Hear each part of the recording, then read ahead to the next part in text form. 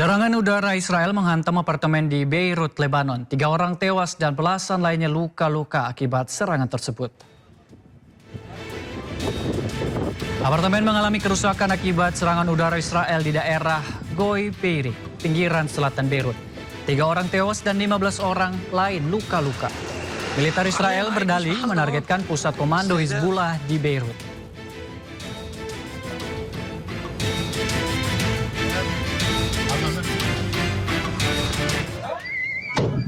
Sementara itu, pemukim ilegal Israel sengaja membakar masjid, rumah, dan kendaraan warga Palestina di kawasan tepi barat. Aksi pembakaran memicu kepanikan warga dan berusaha memadamkan kebakaran masjid. Selain masjid, pemukim ilegal juga membakar kendaraan warga di jalanan. 1 mobil dibakar saat mengemudi dan penumpangnya berada di mobil.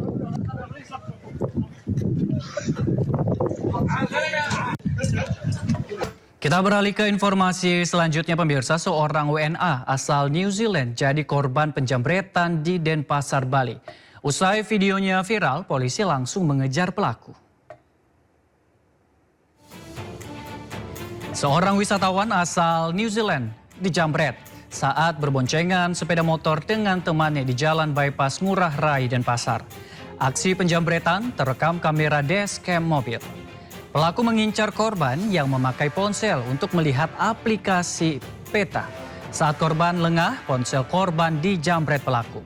Korban telah melaporkan kasus penjamretan ini ke polisi.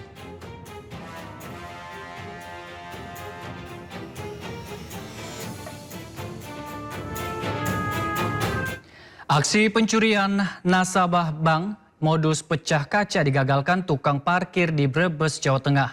2 pelaku panik karena teriakan tukang parkir berusia lansia. Seorang nasabah bank di Jalan Ahmad Yani, Brebes nyaris menjadi korban pencurian. 2 pria berboncengan sepeda motor memecah kaca mobil korban dan berusaha mengambil uang 3,6 miliar rupiah dari dalam mobil. Namun aksi pelaku digagalkan juru parkir lansia yang berteriak minta tolong. Pelaku panik lalu kabur dengan tangan kosong. Menyelidiki kasus, polisi melakukan olah tempat kejadian perkara dan memeriksa sejumlah saksi.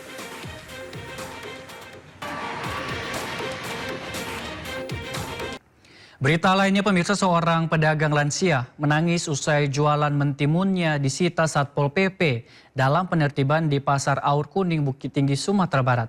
Kejadian ini viral di media sosial hingga memicu simpati.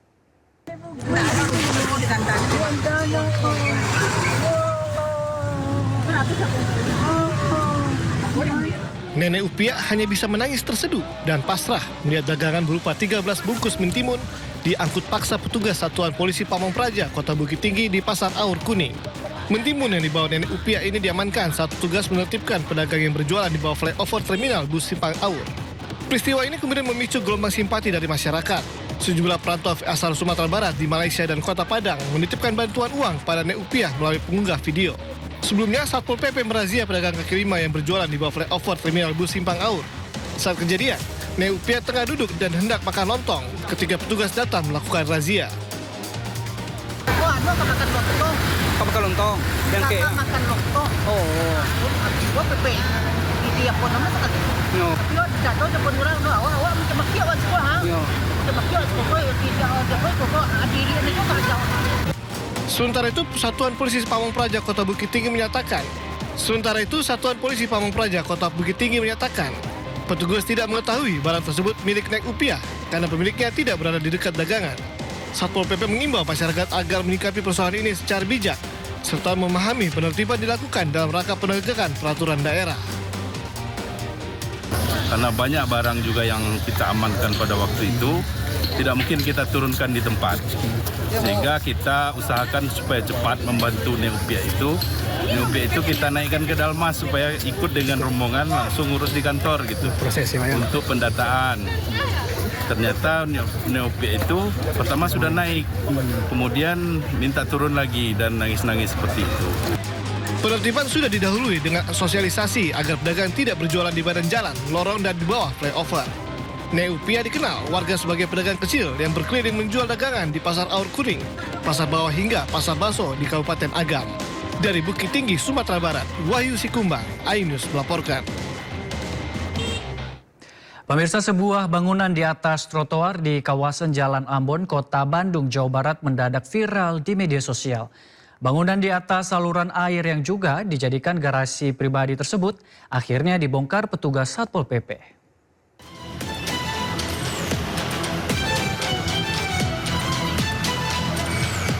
Bangunan di atas trotoar yang diduga dijadikan garasi pribadi di kawasan Jalan Ambon, Kota Bandung ini viral di media sosial dan memicu sorotan publik. Sebagai langkah tegas, Pemkot Bandung langsung menerjunkan sejumlah petugas Satpol PP untuk membongkar bangunan permanen tersebut. Pengen tahu gitu ya. Trotoar ini dibangun itu Agustus tahun lalu. Ini dibangun ini saya pikir zaman Covid. Meski sempat mendapat pembelaan dari pemilik bangunan, namun petugas tetap meratakan bangunan tersebut. Pengurus RW setempat membantah bangunan itu sebagai garasi pribadi. Menurutnya, bangunan itu dibuat hasil swadaya warga untuk menyimpan kendaraan pengangkut sampah atau triseda milik lingkungan dan sudah mendapatkan izin dari pihak kelurahan hingga kecamatan setempat. Saya juga minta maaf sekali. Itu memang kesalahan saya. Ya toh, saya salah, betul. Tapi saya minta maaf dengan itu. Tujuan saya tidak ada saya memanfaatkan bagaimana, tidak. Saya hanya ingin pelayanan. Arahan langsung dari Pak Kasat maupun Pak Kasat mendapatkan dari Pak Wali Kota. Jadi kita melakukan pembongkaran. Tadinya kita melakukan sudah, sekarang pihak RW bongkar sendiri lah. Tapi ternyata kan juga minta waktu dan seterusnya. Kami juga tidak diberi banyak waktu begitu ya. Sehingga sekarang kami lakukan pembongkaran paksa. Langkah ini diharapkan menjadi solusi agar fasilitas penunjang kebersihan tetap dapat digunakan tanpa melanggar ketentuan pemanfaatan ruang publik. Dari Bandung, Jawa Barat, Billy Maulana Fingkran, iNews melaporkan. Pemirsa, forum diskusi publik yang digelar di UGM dihadiri Kepala BPN Nusron Wahid, Wakil Menteri Pertanian Sudaryono, dan Kepala BP Taskin Budiman Sujatmiko diwarnai ketegangan. Situasi memanas setelah sejumlah mahasiswa tiba-tiba merangsek naik ke atas panggung. Lah kamu masuk, ya udah usah. Suasana diskusi di Atrium Joglo Gelanggang Inovasi dan Kreativitas Universitas Gadjah Mada memanas. Acara itu dihadiri oleh 3 anggota Kabinet Merah Putih, yakni Menteri ATR BPN Nusron Wahid, Wakil Menteri Pertanian Sudaryono, dan Kepala BP Taskin Budiman Sujatmiko. Dalam diskusi itu, sejumlah mahasiswa menyampaikan kritik terkait isu pertanahan, dugaan penggusuran, kenaikan harga BBM non-subsidi, hingga sejumlah permasalahan yang terjadi di tanah air. Namun di tengah forum yang sudah berjalan sekitar 30-40 menit, tiba-tiba suasana memanas dan tidak kondusif, sehingga acara pun dibubarkan. Wakil Menteri Pertanian Sudaryono memberikan klarifikasi terkait insiden yang terjadi dalam diskusi tersebut. Menurutnya, sejak awal ia dan para narasumber membuka ruang seluas-luasnya bagi mahasiswa untuk bertanya maupun mengkritik kebijakan pemerintah. Saya, Pak Nusron dan Pak Budiman ya, hari ini kan kita mencoba untuk bisa berdialog dengan semua pihak, khususnya pihak kampus, dan kami datang ke UGM ya, dan sudah direncanakan lama. Kemudian juga kita sudah izin dengan pihak UGM-nya, pihak berwenangnya, dan ini bukan event yang pertama. Kemudian ya kita jelaskan, intinya adalah kami bertiga hadir untuk secara demokratis kita berdiskusi. Ditanya apa aja nggak ada masalah. Kita ditanya apa aja nggak ada masalah. Dihadiri kayak apa aja kita oke, nggak ada masalah. Jadi kita udah jalan bagus. Kemudian ya ada diskusi di situ gitu. Nah kemudian ada sekelompok orang kemudian mengganggu dan tidak menginginkan adanya dialog itu. Para narasumber juga menyampaikan permohonan maaf kepada mahasiswa yang hadir dengan niat berdiskusi namun tidak dapat mengikuti forum secara optimal akibat situasi yang terjadi.